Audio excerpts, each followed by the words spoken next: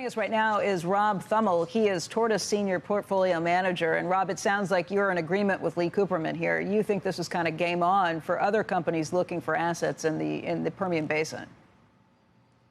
Yeah, good morning, Becky. And yes, I do think Mr. Cooperman's right. I've been investing in the energy sector 30 years, but I think he's got a few years on me, even more than I do, and maybe a few decades. And would tend to agree with that. I think oil has really been established that it's going to be around a while. The Permian Basin has established itself as a really low-cost and really low-carbon supply basin to the rest of the world. And so there's a lot of players out in the Permian Basin, and consolidation makes sense to continue to lower the cost of production. So what happens? I mean, we spoke with ExxonMobil's CEO and the Pioneer Natural Resources CEO earlier this week. Darren Woods thinks that they're going to be able to get this stuff out of the ground in the Permian Basin for $35 a barrel. That's their cost basis once this deal goes through. And then he thinks they have other things that they can do to make it even cheaper based on their technology, based on some of the efficiencies they think they'll be able to have with this. What does this mean? I mean, that's a good number. What does that mean for the other big players? What do they have to do at this point? Yeah. So if you look back at history, the majors like BP and the integrated oil companies like BP, Shell, Exxon, Chevron, they were really skeptical of shale early on in the shale development and this short cycle nature of it. They were focused on deep water, long lead time projects. And in the meantime, early adopters of shale, like Pioneer, like Diamondback Energy, like Concho Resources, Devon, EOG, were building massive land positions out in the Permian. And so those companies now own some of the best acreage in the best basin in the world, and it's not. And so the way that BP and Shell and Exxon and Chevron are going to get in and access to that best acreage is go buy it. So that's what's happening. Pioneer actually had the best acreage. It was kind of the corner lot in the best neighborhood. But there are other companies like Diamondback Energy who have massive acreage positions. So if you're able to amass a large acreage position, what you're able to do with that is then apply your technology, drill 3-mile horizontal wells. Think about that. That's incredible, frankly. But that's what Pioneer is talking about doing with now being part of Exxon when that happens. Rob, which of these companies do you own? Well, we own a lot of. We've always focused really for over a decade. We own Exxon. We own Pioneer. We own Diamondback Energy. We own Devon. We own EOG. So like all of the really shale adopters, early adopters. And we've owned those for quite a while because of the potential for them not only to be acquired, but just to continue to produce low-cost, low-carbon oil. So what does this new kind of race that's been kicked off by the Exxon deal for Pioneer mean in terms of where prices go from here? How much of that is already baked into these stock prices? Oh, well, if you look at the multiples of the energy sector and a lot of these stocks, they still trade at large discounts to the S&P 500, whether you look at a PE or enterprise value to EBITDA.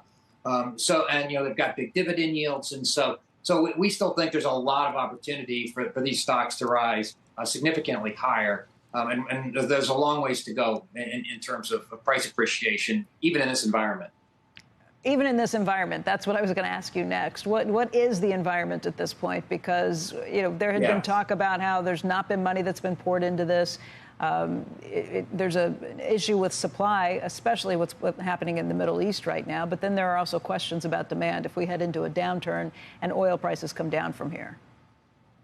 Yeah, no, and that's a good observation, Becky. So if you look at what's priced into the stocks, it's not $85 oil, it's not $90 oil, it's probably something closer into the 60s. We think that oil prices will probably range between $80 and $110, assuming that we don't have some major global economic recession anytime soon.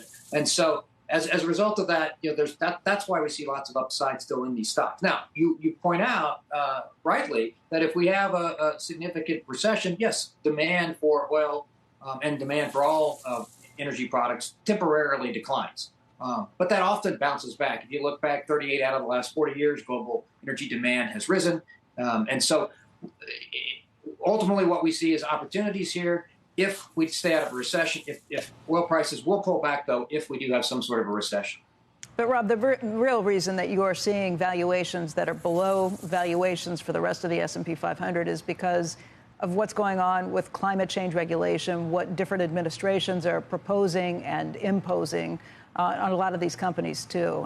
That is something that's not going to go away anytime soon.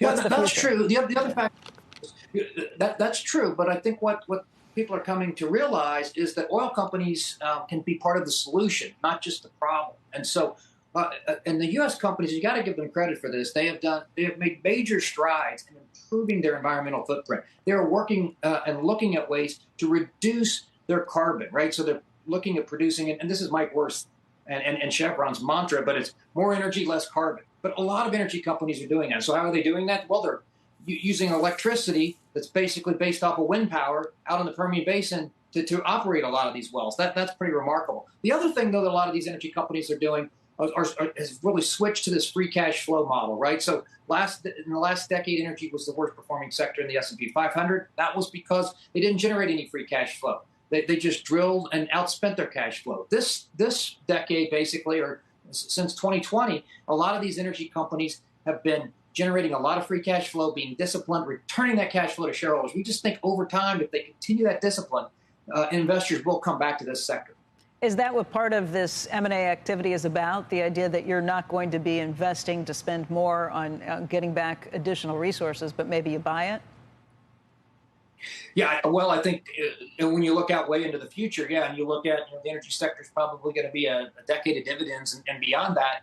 And how do you continue as an oil company to continue to grow your earnings and sustain and grow your dividend? Well, you're going to need long life resources, right? And so that's what Pioneer offers, is a lot of drilling inventory, because as everyone knows, every year you drill one well, the well the next year delivers a lot less oil and gas than it did the first year. It's just natural depletion. It's the nature of the oil and gas industry. So you need to continue to replace oil and gas reserves every single year in order just to sustain your production and sustain your operations.